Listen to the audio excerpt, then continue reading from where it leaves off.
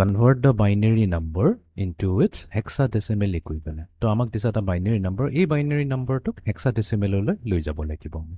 Okay, তো আমি আমাক যোনটো দিয়া গৈছে binary number টো হৈছে 1001, then 4টা 0 আছে 1 2 3 4, then 1001. Okay, তো এইটো হৈছে এটা binary number।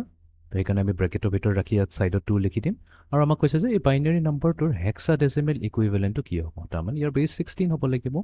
ওকে, তো এইটো কৰিবৰ কাৰণে আমি কি কৰিম, আমি আকৌ আমাৰ যোনটো বাইনাৰী নাম্বাৰটো দিছে আমি এইটোক আকৌ এবাৰ নোট ডাউন কৰিলোঁ। চ' 1001, 4টা 0 আহিল 1 2 3 4, এণ্ড দেন আহিল আমাৰ 1001।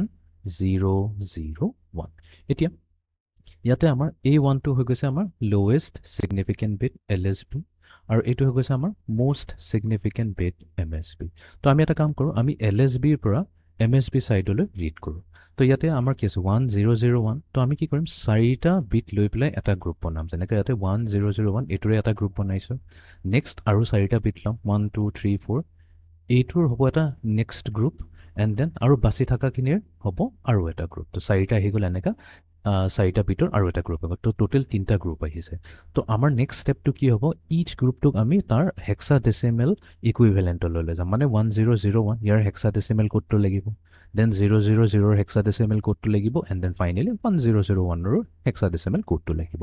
এতিয়া যদি হেক্সাডেচিমেল বাইনেৰীটো হেক্সাডেচিমেল মনত থাকে তেনেহ'লে এইটো ইজিলি কনভাৰ্ট হৈ যায়। বাট যদি আমাৰ মনত নাথাকে ষ্টিল আমাৰ এটা ধুনীয়া টেকনিক আছে। এটা হৈছে আমাৰ 8421, এইটো মনত ৰাখিলে হ'ল। ঠিক আছে, এতিয়া আমি কি কৰিম, এইটোৰ পৰা আৰম্ভ কৰোঁ 1001। তো আমি ইয়াতে নোট কৰি লওঁ 1001। তো এইটোৰ মিনিংটো এইটো হৈছে 8ৰ তলত 1 আহিছে, তো আমি এটা কাম কৰোঁ এইখিনিত আমি 8টো লওঁ।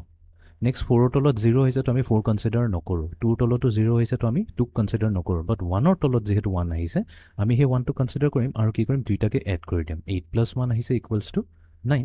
এতিয়া 9ৰ হেক্সাডেচিমেল, এইটো জেনেৰেলি কি হয় আমাৰ আহিব, যোনটো আহিব এইটো এটা বাইনেৰী, এইটো এটা ডেচিমেল নাম্বাৰ আহিব।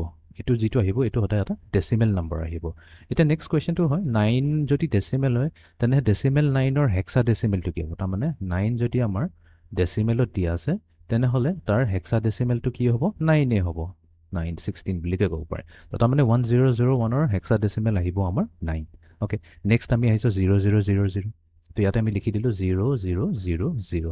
তো গোটেইকেইটাই 0, তাৰমানে কি এইটো নাহে 4ও নাহে 2ও নাহে 1ও নাহে, তো একো নাহা মানে কিটো ডেচিমেল 0 আহিল। এতিয়া ডেচিমেল 0 কওঁ, ডেচিমেলত 0 কওঁ বা হেক্সাডেচিমেলত 0 কওঁ, কথাটোতো আমাৰ ছেম টু ছেম হয়। তো তাৰমানে এই 000 এইটো হৈ যাব আমাৰ 0ই হ'ব। এণ্ড দেন ফাইনেলি আহি যাওঁ আমি 1001লৈ। চ' 1001। তো এতিয়া কি আহি আছে 8 আহিব আৰু 1 আহিব, 4 and 2 নাহে বিকজ দুইটাৰে 0 আছে। দেন এগেইন 8 and 1 কি হ'ব, 8 and 1টোতো হৈ যাব আমাৰ 9। আকৌ আমি এইটো কৰিয়ে থৈছোঁ, এইটোৰ হেক্সাডেচিমেল 9এ আহিব। তো এতিয়া আমি কি কৰোঁ এইটোকে লিখি দিওঁ। তো তাৰমানে প্ৰথম এইটোৰ কাৰণে আহিলে আমাৰ 9, নেক্সট এই 4টাৰ কাৰণে আহিলে 0, এণ্ড দেন এইটোৰ কাৰণে আহিলে আমাৰ 9। তো তাৰমানে এই যোনটো ষ্ট্ৰিং, এই বাইনেৰী ষ্ট্ৰিংটো যোনটো দি আছে 1001 0000 1001, তো এই বাইনেৰী নম্বৰটোৰ হেক্সাডেচিমেল হ'ব 909।